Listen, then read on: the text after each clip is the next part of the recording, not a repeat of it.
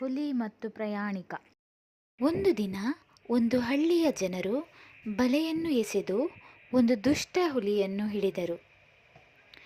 ಅದನ್ನು ಪಂಜರದೊಳಗೆ ಇರಿಸಿದರು. ಯಾಕಂದರೆ ಇಲ್ಲಿಯ ತನಕ ಆ ಹುಲಿ ರಾಜಾರೋಷವಾಗಿ ಹಳ್ಳಿಯ ಜಾನುವಾರುಗಳ ಮೇಲೆ ಹಲ್ಲೆಯನ್ನು ಮಾಡಿ ಕೊಂದು ತಿನ್ನುತ್ತಿತ್ತು. ಹಾಗೆಯೇ ಮಕ್ಕಳ, ಗ್ರಾಮಸ್ಥರ ಮೇಲೆ ಹಲ್ಲೆ ಮಾಡಿ ಆ ಹಳ್ಳಿಯ ದೊಡ್ಡ ಸಮಸ್ಯೆ ಆಗಿತ್ತು. ಆದರೆ ಈಗ ಆ ಹುಲಿಯನ್ನು ಹಿಡಿದು ಪಂಜರದಲ್ಲಿ ಸಿಲುಕಿಸಿ ಆ ಹುಲಿಗೆಯೇ ದೊಡ್ಡ ಸಮಸ್ಯೆಯನ್ನು ತಂದು ಇಟ್ಟಿದ್ದಾರೆ ಹಳ್ಳಿಯ ಜನರು. ಎಷ್ಟೋ ಸಮಯದವರೆಗೆ ಹುಲಿಗೆ ಆಹಾರ, ನೀರು ಏನೂ ಇರದೆ ಹಸಿವೆಯಿಂದ ಬಳಲುತ್ತಿತ್ತು.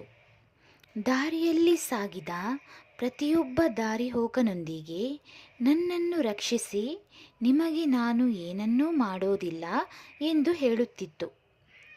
ಆದರೆ ಯಾರೂ ನಂಬಲಿಲ್ಲ. ಹೀಗೆ ಕೊನೆಗೆ ಒಬ್ಬ ದಯೆಯುಳ್ಳ ಪ್ರಯಾಣಿಕನು ಹುಲಿಗೆ ಸಹಾಯ ಮಾಡಲು ಒಪ್ಪಿದನು. ಆದರೆ ಬಿಡುಗಡೆ ಮಾಡಿದ ತಕ್ಷಣ ಪ್ರಯಾಣಿಕನನ್ನು ಕೊಲ್ಲಲು ಬಯಸಿತು. ಪ್ರಯಾಣಿಕನು ಜೀವ ಉಳಿಸಲು ಮನವಿ ಮಾಡಿದನು. ಹುಲಿ ಹೇಳಿದ ಭರವಸೆಯ ಮಾತನ್ನು ನೆನಪಿಸಿದನು. ಆದರೆ ಹುಲಿ ಯಾವುದನ್ನೂ ಕೇಳದೆ, ನನಗೆ ಹಸಿವೆಯಾಗಿದೆ, ನೀನು ನನ್ನ ಬೇಟೆ, ನಾನು ನಿನ್ನನ್ನು ಹೇಗೆ ಬಿಡಲಿ ಎಂದಿತು. ಅಷ್ಟರಲ್ಲಿ ಅಲ್ಲಿಗೆ ಬುದ್ಧಿವಂತ ನರಿಯು ಬಂದಿತು. ಅದು ಎರಡೂ ಕಡೆಯ ಮಾತನ್ನು ಕೇಳಿ, ಇಷ್ಟು ದೊಡ್ಡ ಹುಲಿ ಆ ಪಂಜರದೊಳಗೆ ಇರಲು ಹೇಗೆ ಸಾಧ್ಯ? ನಾನು ನಂಬುವುದಿಲ್ಲ ಎಂದಿತು. ಆಗ ಹುಲಿ, ಇರು, ಈಗ ನಾನು ಆ ಪಂಜರದೊಳಗೆ ಹೋಗಿ ತೋರಿಸುವೆ, ಆಗ ನೀನು ನಂಬುವೆ ಎಂದು ಹೇಳಿತು. ಪಂಜರದೊಳಗೆ ಹೋಯಿತು.